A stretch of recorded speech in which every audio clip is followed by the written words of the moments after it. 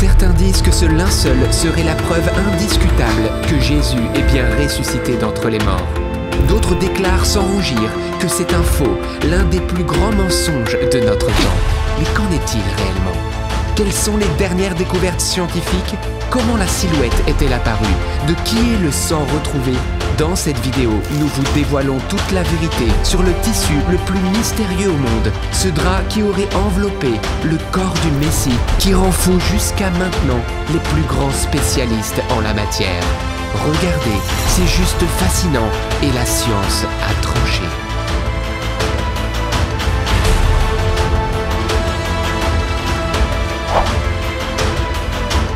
Wow, vous allez tout savoir sur le linceul de Turin, difficile de rester encore athée. Et n'oubliez pas surtout de vous abonner en cliquant sur s'abonner sous la vidéo et ainsi vous ne louperez aucune des prochaines émissions. Allez, on se retrouve juste après, c'est parti pour le témoignage.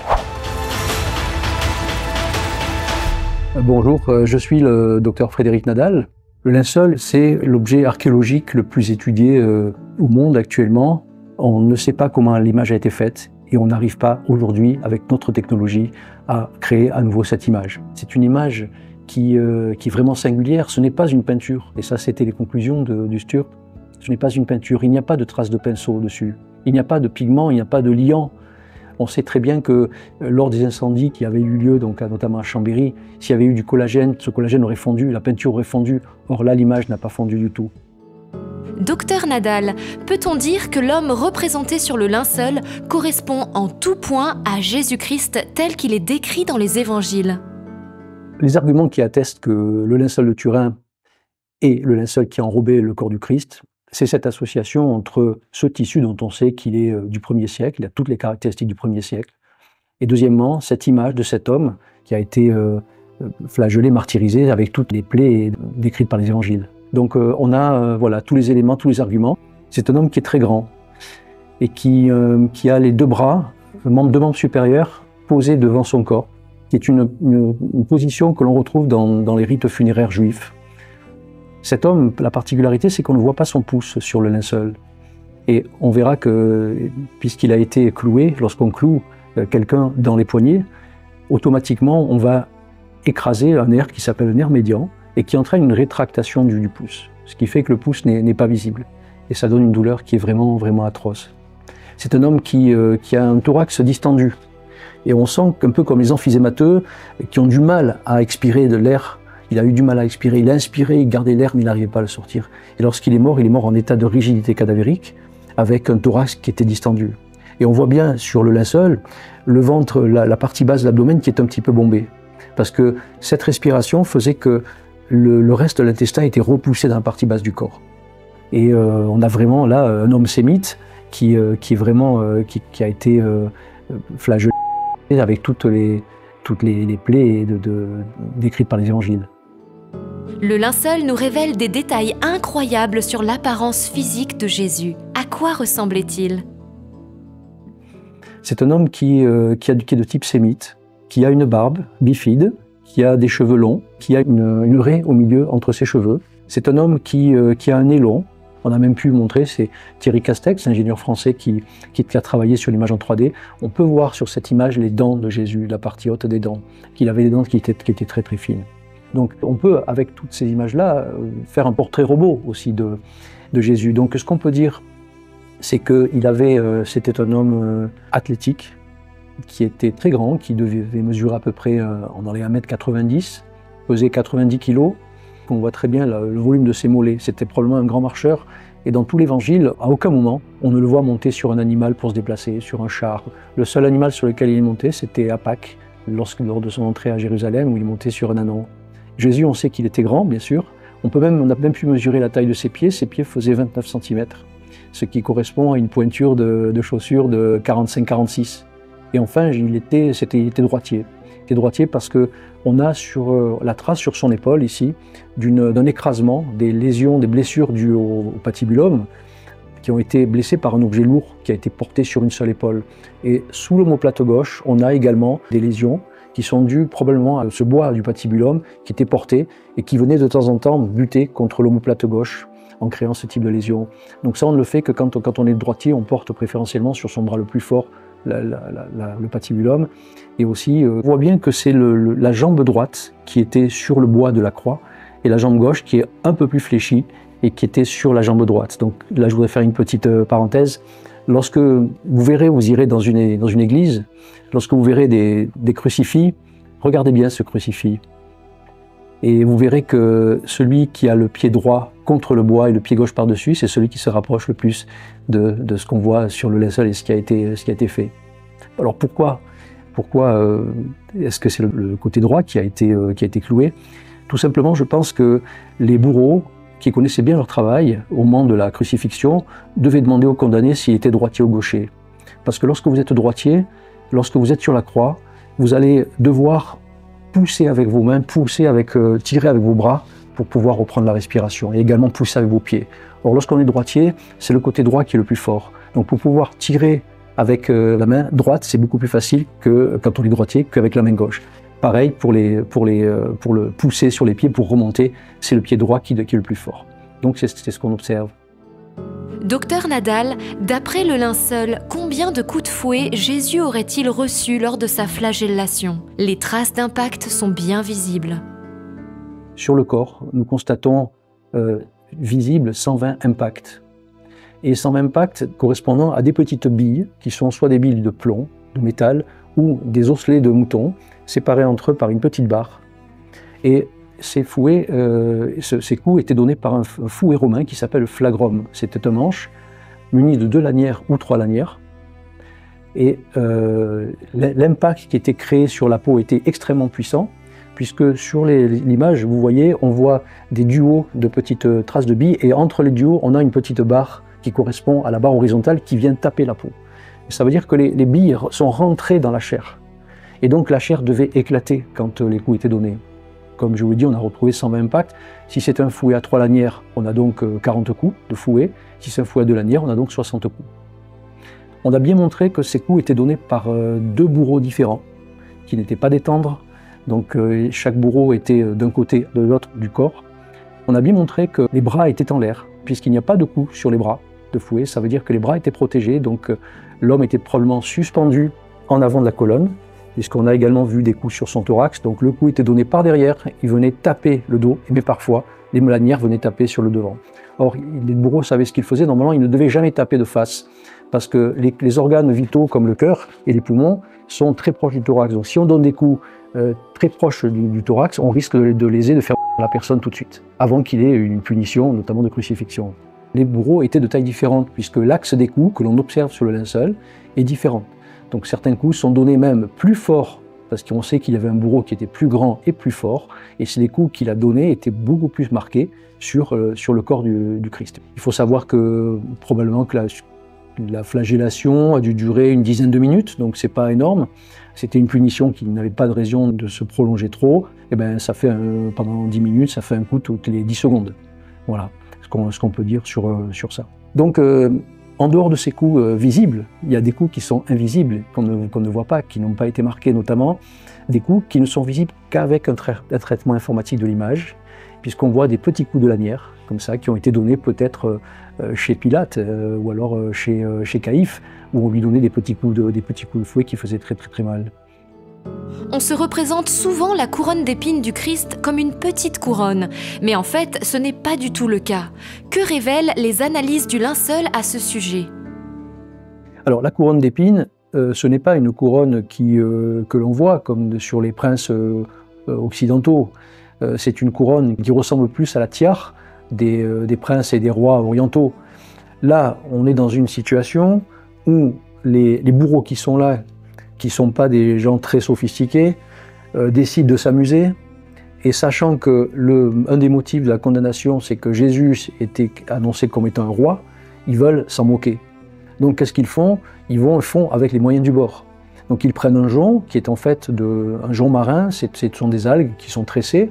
Ça faisait une espèce de coupelle qui fait 21 cm de diamètre, c'est celle qui est conservée à Notre-Dame de Paris, qui servait à usage domestique. Donc on mettait par exemple ce jonc sur une table et on posait donc une jarre dessus. Donc ce jonc a probablement été entouré d'épineux. Et rappelez-vous, quand Saint Pierre arrive au palais avec Jean, où Saint Pierre renie 3 fois Jésus, donc là, les soldats sont en train de faire du feu. Or, pour alimenter le feu, il fallait prendre des petits buissons. Donc on prend des petits buissons qui sont coupés comme ça, qui sont un peu épineux. Donc alors on pense que c'est soit du gibier, soit de l'acacia, et qui sont entourés autour de ce jonc et qui sont posés sur la tête du Christ. Donc on a retrouvé à peu près une cinquantaine de piqûres, qui sont plus nombreuses dans la partie postérieure. Donc ça lui faisait comme une sorte de casque, et souvent ces plantes-là avaient des épines qui étaient très, très acérées. Donc on a des douleurs qui étaient importantes, électriques au niveau de la tête, et on y pense sans arrêt, parce qu'on a ces douleurs-là qui étaient dues souvent aussi à la mise en place de la couronne, mais comme la couronne était trop petite, on l'a enfoncée avec un bâton, parce que pour l'enfoncer, il ne faut pas mettre les doigts dessus, puisqu'on risque de se piquer dessus, donc ils enfonçaient ça avec un bâton. Et cette couronne, lorsqu'il était sur la croix, elle a probablement été laissée, et il ne pouvait pas mettre sa tête contre le bois, parce que la couronne l'empêchait. Donc il avait en fait la tête baissée, ce qui amenuisait sa capacité à ventiler, à respirer. Donc ça a été un moment très dur. Le linceul nous fournit d'autres informations sur les souffrances du Christ. À cause des coups, il aurait eu le nez fracturé et il aurait perdu la vue de l'œil droit. Dites-nous en plus. Sur son visage, je crois que c'est la zone sur laquelle on a le plus de lésions, et on voit bien sur sa face toutes ces lésions qu'il a reçues, notamment celle du maxillaire droit, avec associé à la lésion de la face antérieure du nez. Il a donc reçu un coup en traître, probablement lorsqu'il était au palais de Caïphe, avec un bâton qui est arrivé par derrière, qui lui a tapé dessus. Et ça y a créé un œdème important, on le voit très bien sur le linceul, avec un œdème de la paupière. Donc pendant toute sa passion, il ne voyait pas probablement de l'œil droit, il avait la paupière fermée. Le nez a été fracturé, non pas sur les os propres du nez, mais sur l'insertion du cartilage sur le nez. Et on voit que le nez sur le linceul est dévié. Ça a entraîné un saignement de son nez, qui a été du sang rouge au départ, comme lorsqu'on se blesse nous-mêmes. Et ensuite, ça a coagulé. Donc ça a probablement bouché sa narine, la cloison déviée a empêché de respirer du côté gauche. Il n'y a que le côté droit qui respirait. Donc il avait cette difficulté à aspirer, à prendre de l'air. Donc ça, c'était le nez, quelque chose de vraiment très sensible. Sur le visage, on voit aussi ces traumatismes, notamment cette barbe cette moustache qui ont été arrachées. Et ça, c'était une condamnation à l'issue du blasphème. Quand Caïphe a accusé Jésus de blasphème, Caïphe s'est ouvert son tissu, sa robe, et les Juifs étaient malins parce que, en fait, il y avait une couture qui était déjà présente. Ils ne se déchirent pas cette robe de luxe comme ça. C'est une couture, on pouvait la recoudre après. Et donc, il a été condamné de blasphème. Et là, être condamné de blasphème, ça veut dire qu'on peut tirer la condamnation, c'était l'arrachage des cheveux, l'arrachage de la barbe. Donc on lui a tiré dessus, et on voit très bien sur le linceul ses manques aussi. Il a eu des coups sur les lèvres, puisqu'on en voit que des traumatismes, il a les lèvres qui sont gercées aussi par la déshydratation. Les paupières sont enfoncées, parce que derrière les yeux, vous avez des poches de graisse. Et ces graisses sont très riches en eau, et quand vous vous déshydratez, eh ben, la poche de graisse se réduit. C'est comme un enfant qui est déshydraté, qui a une gastro-entérite par exemple. Et ben, cet enfant-là, il a les yeux qui sont enfoncés. Les pédiatres arrivent bien donc à diagnostiquer un enfant déshydraté. Et donc, il avait du mal à voir. Les paupières étaient lourdes. Il a une souffrance qui était terrible. Et on voit très bien sur ses cheveux. Ses cheveux sont secs parce qu'il y a du sang qui a coagulé dessus. En ce qui concerne la crucifixion, il faut savoir qu'on n'avait pas besoin d'avoir une croix trop haute. Il fallait faire simple. Donc une croix avec un bois mal équarri parfois. Et la croix devait mesurer 2 mètres de hauteur. Et pour que le condamné puisse respirer, puisque la crucifixion était faite pour impressionner le public, pour lui montrer qu'il y avait une sentence qui a été faite, il fallait que le condamné puisse rester sur la croix pendant un certain nombre d'heures. On a parlé des fois de 2 jours, de 3 jours. Et donc il ne fallait pas qu'il meure rapidement. Donc pour qu'il ne meure pas rapidement, il fallait qu'il puisse respirer sur la croix. Donc il fallait qu'il puisse tirer sur une de ses mains pour monter, et pousser avec ses pieds pour pouvoir remonter. Or si les bras étaient en position tout à fait horizontale, c'était impossible de le faire. Ou si les bras étaient attachés avec des cordes, c'était impossible de le faire. Donc pour que ça puisse se faire, il fallait que les bras ne soient pas trop espacés les uns des autres. Donc on a montré qu'en gros, il fallait la distance entre les 2 poings, les 2 mains était de 1,08 m, 1,10 m à peu près. Donc sur la croix, Jésus avec cette position-là. Et lorsqu'on reconstitue sa position en fonction de son dos sur la croix, sur la face dorsale, lorsqu'on voit sa colonne vertébrale courbée, on sait qu'il était probablement avec un bras droit sur la croix, dans cette position-là, et le corps qui était complètement tordu.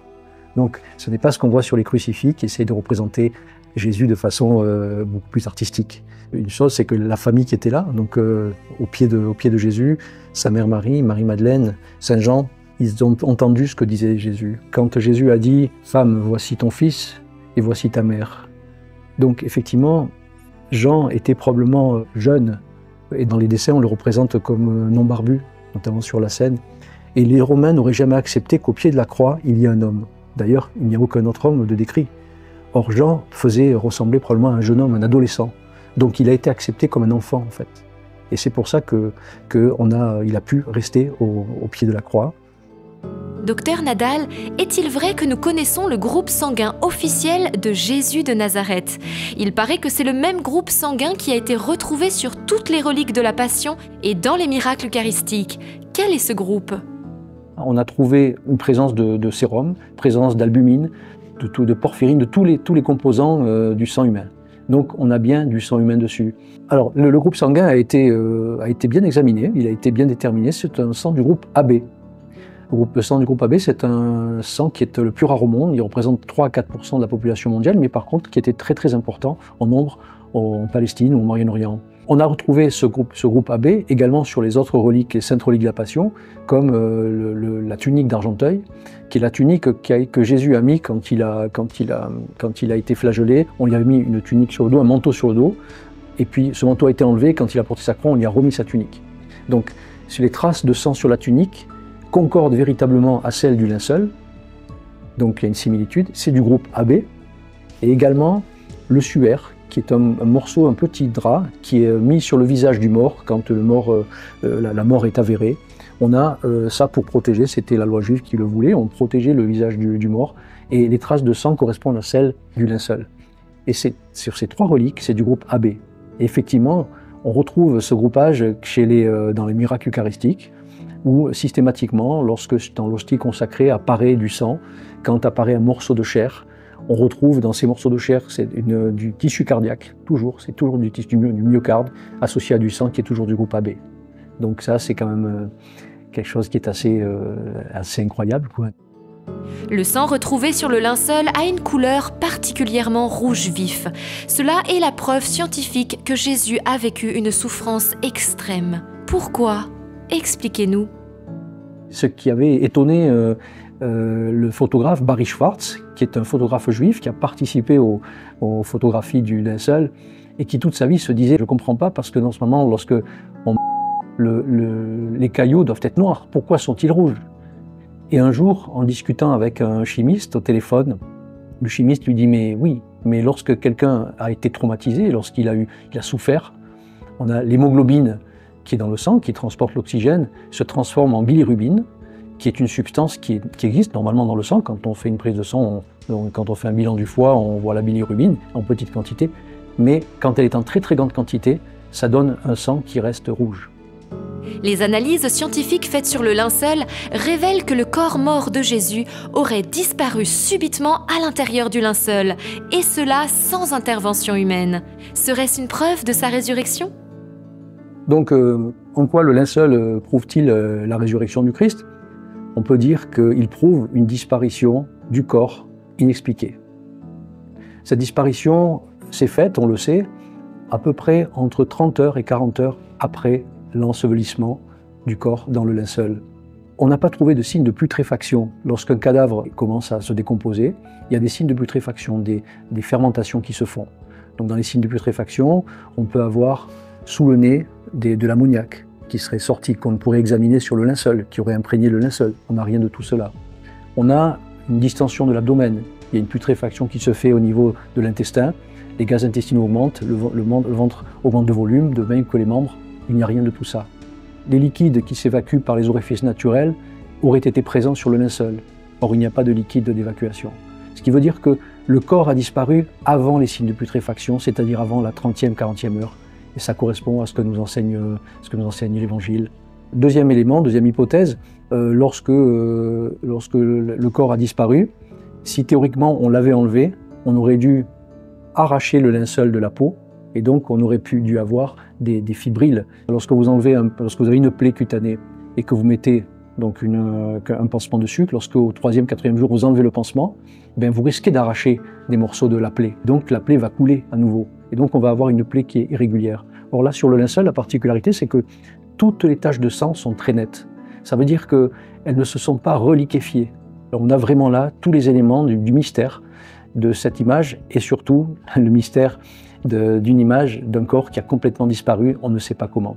Une des dernières découvertes qui a été faite par Thierry Castex, c'est qu'il semble voir, notamment sur la main gauche, sur la tache, si on regarde la tache de sang, une autre tache qui est masquée dessous, qui est exactement la même. Et il me racontait que, probablement, que d'après lui, on a saisi à ce moment-là le mouvement de la résurrection, le mouvement du corps qui a bougé. Car cette tache, on la retrouve en doublon. Docteur Nadal, en quelle année les scientifiques ont-ils conclu pour la première fois que le linceul de Turin était bien le linceul qui a enveloppé le corps de Jésus de Nazareth? La science a commencé à s'intéresser en 1898.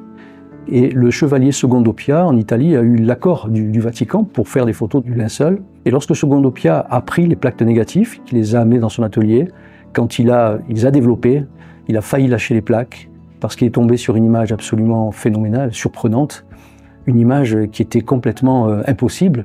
Il s'est dit « Je suis le premier homme sur terre à voir le visage de notre Seigneur Jésus ». Voilà la phrase qu'il a dite. Mais il n'était pas précurseur, et ces images-là ont été controversées, et il a été attaqué. En 1902, des équipes françaises se sont intéressées, donc scientifiquement, à cette image-là, et notamment des agnostiques, comme le professeur Delage et le professeur Vignon, qui ont présenté leurs conclusions, qui disaient que c'était bien le corps d'un homme qui était probablement Jésus de Nazareth. Aux États-Unis, un comité de scientifiques, en 1977, s'est intéressé donc au linceul. Il s'appelait le STURP, et qui était constitué de savants de très haut niveau de toutes les spécialités. Et le STURP a eu l'autorisation du Vatican de venir pendant 5 jours, pas un de plus, pas un de moins, 5 jours, 120 heures de travail, jour et nuit, de venir au Vatican pour étudier le linceul. Donc l'équipe est arrivée avec 5 tonnes de matériel, il y a eu 5 000 à 7 000 photos de prise, et des prélèvements qui ont été effectués. Et ces équipes sont retournées donc aux États-Unis notamment.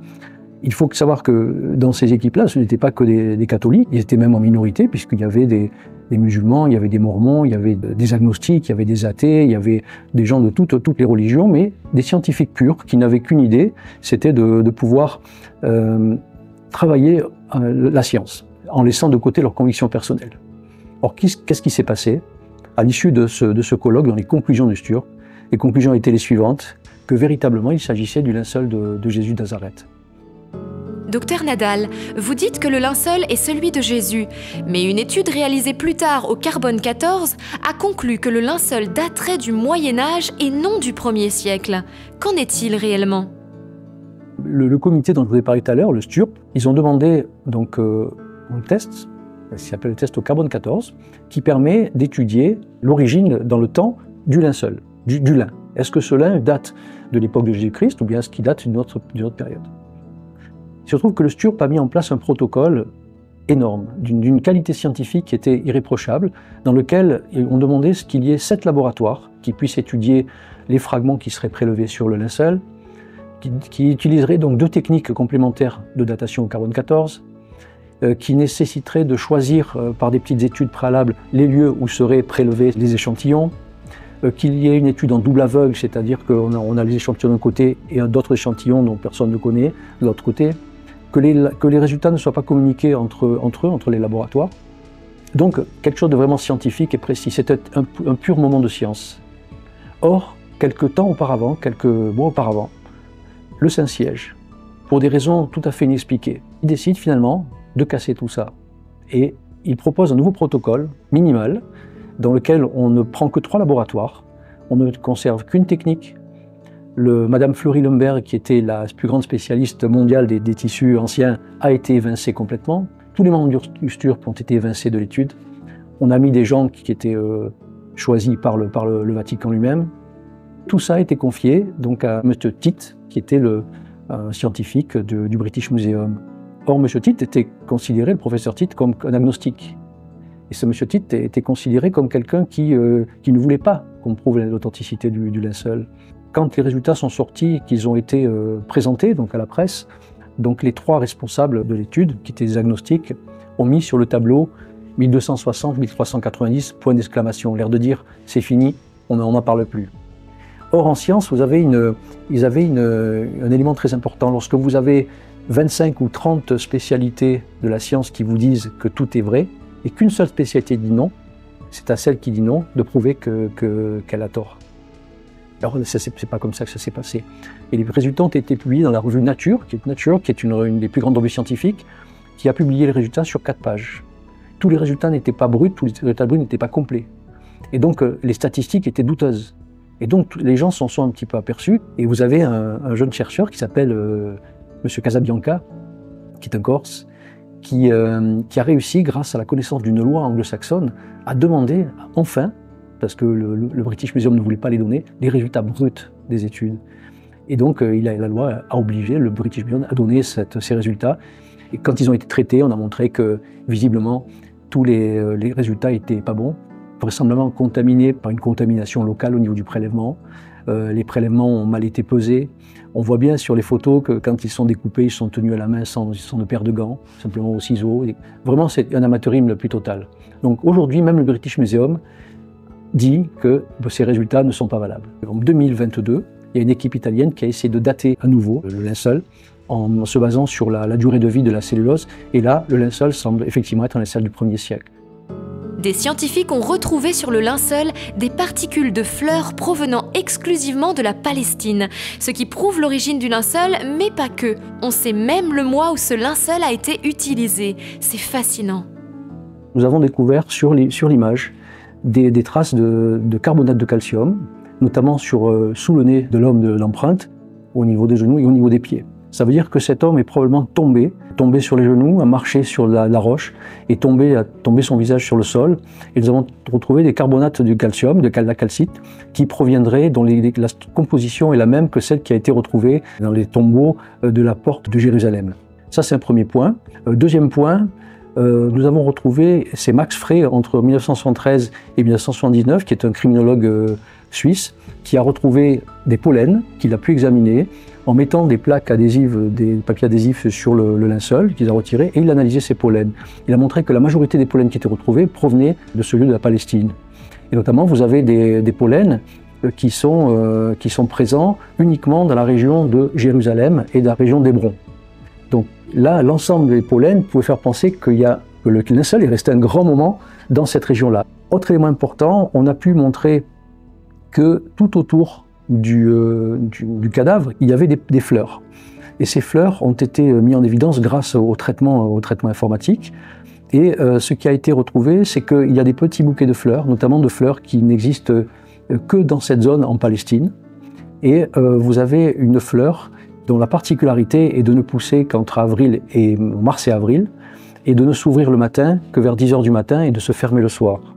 Et en fonction du volume, du diamètre de l'ouverture de cette fleur, les spécialistes ont pu montrer que cette fleur s'est ouverte quand elle a été mise sur le linceul vers entre 15 h et 16 h, c'est-à-dire l'heure après la mort du Christ. Donc elle aurait peut-être été attrapée et mise là dans le linceul pour pouvoir en signe de reconnaissance. Docteur Nadal, certains pensent que le linceul de Turin est un faux qui a été réalisé au Moyen-Âge. Quels arguments avez-vous pour réfuter catégoriquement cette idée ? Alors ce linceul est c'est un tissu de lin, donc c'est un linge de très grande qualité qui est très rare. Il a fallu 800 heures de travail pour le fabriquer. Son prix aujourd'hui serait environ de 6 000 à 10 000 euros. Donc vous voyez bien l'importance du coût de ce linceul. Je voudrais d'abord déjà faire une petite remarque. Pourquoi un faussaire aurait-il utilisé un tissu aussi cher, aussi onéreux, alors qu'il aurait pu se contenter d'un tissu beaucoup plus banal? Ça, c'est un élément très important. S'il y avait un faussaire, comme l'image n'est pas visible à moins de 2 mètres, pour pouvoir voir ce qu'il voulait voir, il aurait fallu qu'il ait un pinceau de 2 mètres de longueur. Et que ce pinceau, il puisse le manipuler tout doucement pour peindre les fibrilles une par une. Or, on sait que l'image est très très fine, elle ne couvre que la superficie des fibrilles, vraiment à peine. Donc s'il avait voulu ne peindre qu'une fibrille par fibrille, il aurait fallu qu'il ait un seul pinceau de 2 mètres et qu'une fibrille par fibrille, donc c'est tout à fait impossible. Sur le front, vous voyez, au niveau de la zone frontale, ici, vous avez une espèce de coulée de sang en forme d'epsilon. En fait, c'est une épine qui a piqué la veine frontale et c'est du sang qui a coulé. Et ce sang, vous voyez qu'il a cette forme d'epsilon parce que, vraisemblablement, les rides du front ont ralenti la descente du sang. Et les rides du front ont fait que le sang est passé en pont au-dessus de ces rides. C'est pour ça qu'on a cette image-là. Alors que sur le côté, vous avez 2 petites traces en G qui correspondent à une plaie artérielle. Alors qu'au niveau frontal, on a une plaie veineuse. Là, sur le côté, on a une plaie artérielle. Or, là, je voulais aussi insister sur le fait qu'un faussaire du Moyen-Âge n'aurait pas pu dessiner ce type d'éléments anatomiques. Parce que l'anatomie de la circulation sanguine n'a été décrite que par Harvey en 1628. Donc elle était tout à fait inconnue d'un faussaire.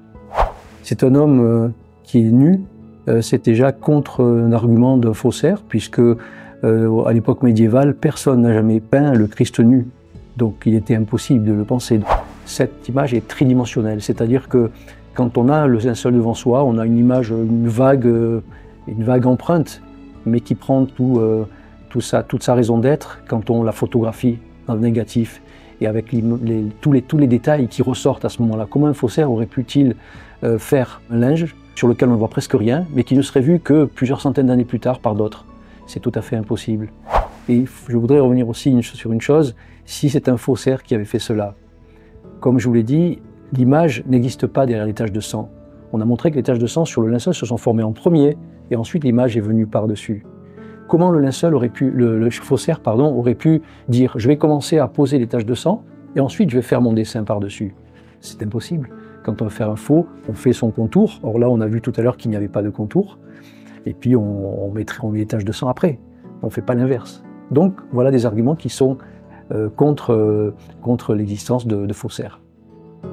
Pouvez-vous nous donner un autre argument, en plus de l'étude au carbone 14, qui nous prouve que le linceul date bien du 1er siècle ?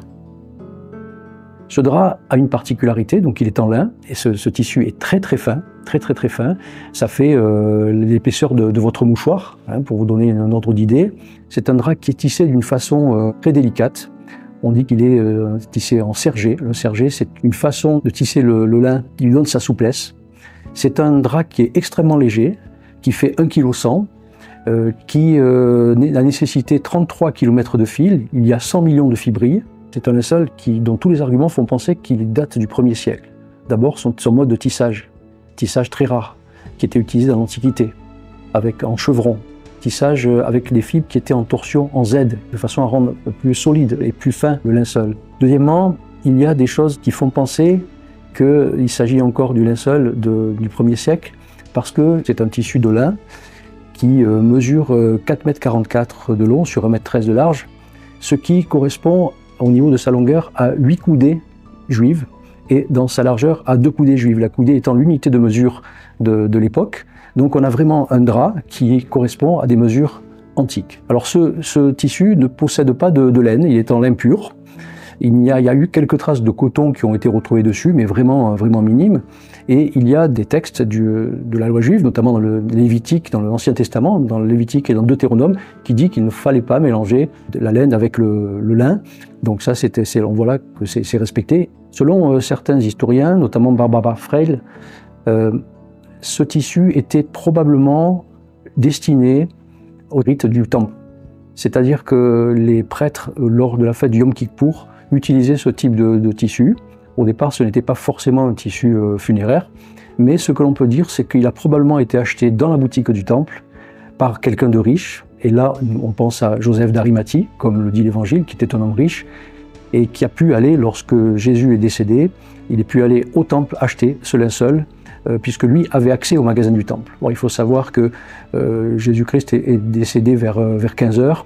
Il fallait que tout soit arrêté, les commerçants ferment leurs échoppes vers 17 h, 18 h. Il avait très peu de temps pour pouvoir aller chercher ce type de drap. Il est donc prouvé scientifiquement que l'homme sur le linceul a subi 3 supplices avant de mourir. C'est exactement ce que Jésus a vécu. Mais est-il le seul à avoir subi ces 3 peines ensemble ? On connaît des personnes qui ont été flagellées et qui ont été crucifiées. Vous avez par exemple Spartacus, qui était le gladiateur, qui après la révolte des gladiateurs a été flagellé et crucifié. Vous avez Saint Pierre qui a été flagellé et crucifié, mais en demandant à être crucifié la tête en bas, non pas comme celle du Christ. Saint André qui a été crucifié avec la croix de Saint André.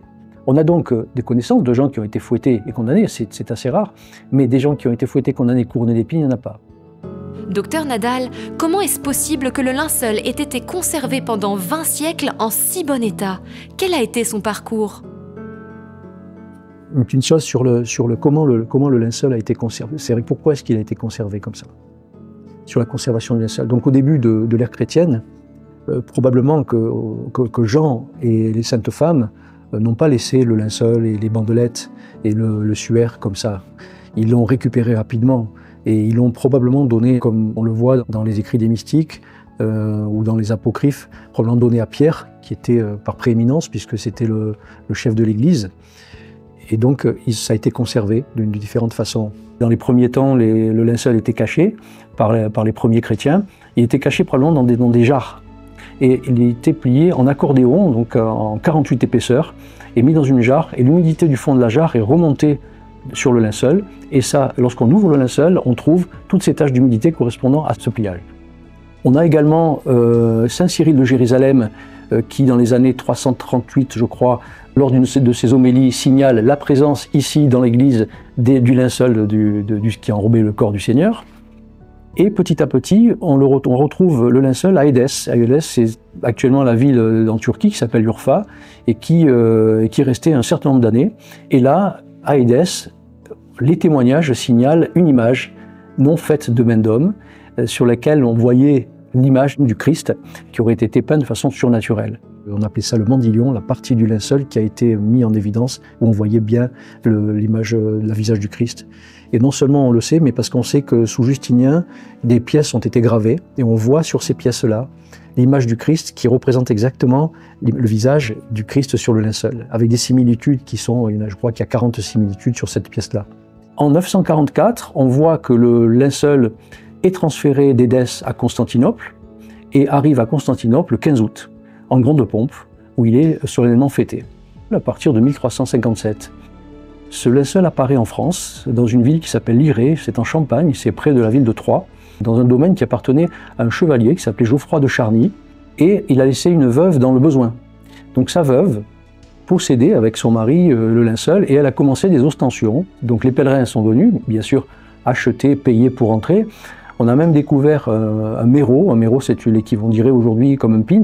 Ce sont des petites plaques métalliques sur lesquelles était gravé à la fois le linceul avec la face tête bêche, donc la face ventrale et face dorsale, et également les blasons des armoiries de Geoffroy de Charny et de son épouse. Leur petite fille Marguerite, en 1419, je crois, pour des besoins financiers, vend à la maison de Savoie le linceul, et à partir de ce moment-là, le linceul appartient à la maison de Savoie et on le retrouve à Genève, à Chambéry, où il a failli être détruit par un grand incendie. Et en 1984, il est cédé par le Umberto de Savoie au pape Jean-Paul II, à condition que le linceul soit resté dans la cathédrale de Turin. Donc il n'a pas bougé depuis. Pourquoi, en tant que chirurgien, vous intéressez-vous au linceul de Turin? Personnellement, je m'intéresse au linceul depuis une vingtaine d'années. Alors je fais partie de l'association Montre-nous ton visage, qui est une association qui permet l'étude et la contemplation du linceul. Nous organisons des conférences et des revues 2 fois par an qui sont publiées. Elle est présidée actuellement par le professeur Louis Cador, qui est un chirurgien cardiothoracique et qui se trouve être le petit-fils du docteur Pierre Barbet, ce fameux chirurgien qui, dans les années 1950, a publié un ouvrage très fameux qui sert de référence, qui s'intitule « La passion selon le chirurgien ». Que voulez-vous dire à ceux qui vous regardent maintenant? Je voulais vous citer la phrase de Barry Schwartz, qui était le photographe juif qui avait participé aux études sur le linceul dans le cas du Sturm.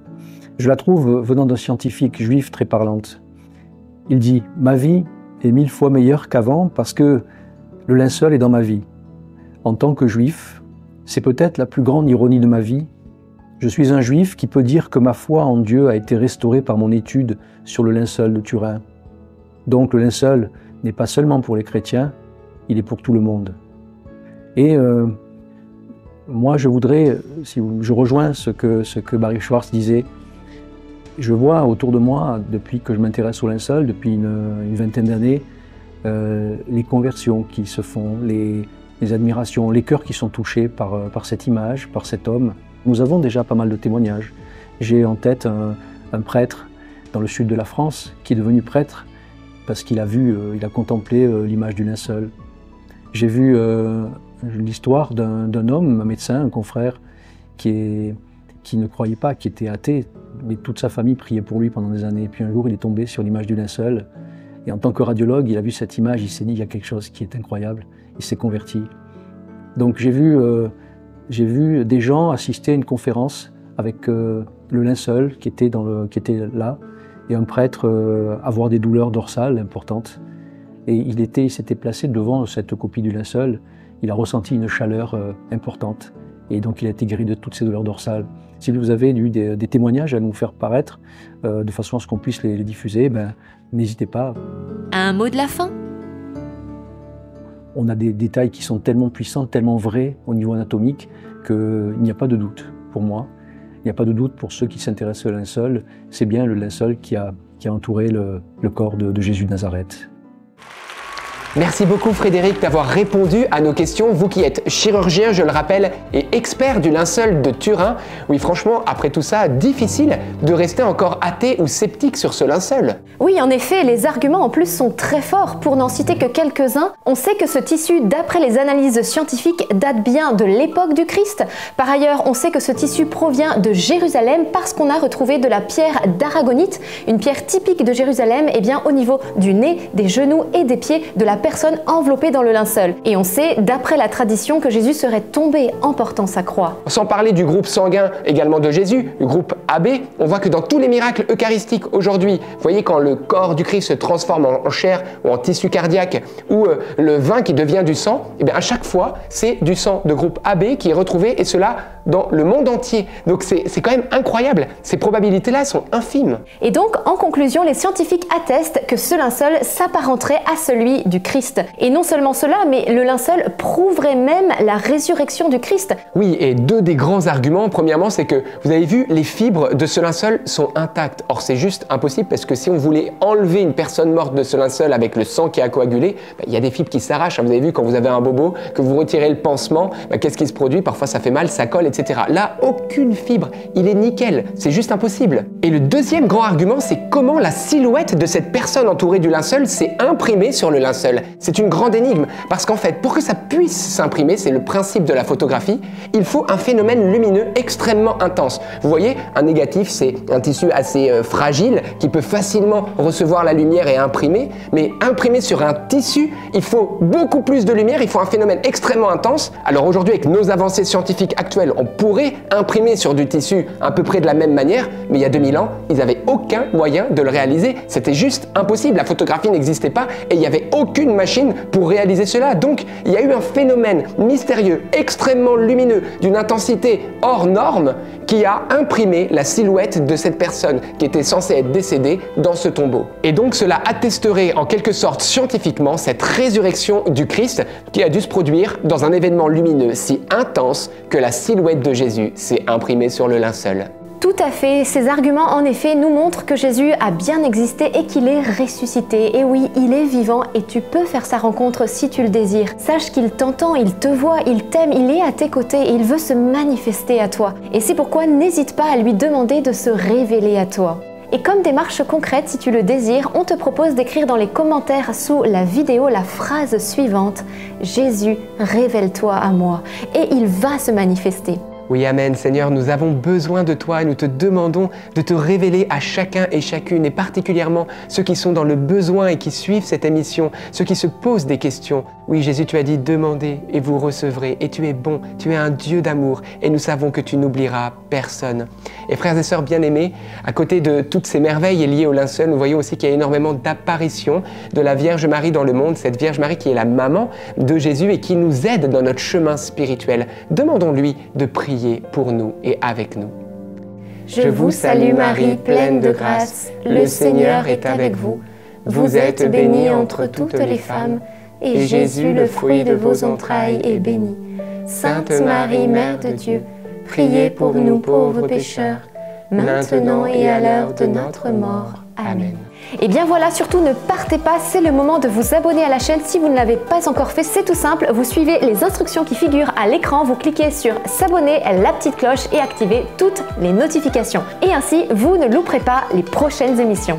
Oui, merci beaucoup, ça nous encourage aussi à continuer ces émissions, c'est grâce aussi à vous et vos encouragements, donc merci pour tous ceux qui s'abonnent maintenant. Et aussi n'oubliez pas de liker cette émission pour que YouTube la diffuse partout, mais vous aussi vous pouvez la diffuser partout sur vos réseaux sociaux, Telegram, WhatsApp, Facebook, Instagram, Twitter, même par mail à vos communautés, à ceux que vous aimez, parce que ça peut donner de l'espérance, ne vous en privez pas. On vous dit à très bientôt sur la chaîne YouTube et n'oubliez pas, rien n'est impossible à Dieu. À bientôt. Et attends, ne pars pas, en parlant de tissus miraculeux, on en a un autre à te proposer qui défie la science et ça se passe au Mexique, à Notre-Dame de Guadalupe. Regarde cette vidéo, c'est le lieu de pèlerinage de la Vierge Marie le plus visité au monde. C'est plus de 20 millions de personnes qui y vont tous les ans. T'as juste à cliquer là sur cette vidéo et tu y es, tu verras, tu resteras juste bouche bée. À bientôt.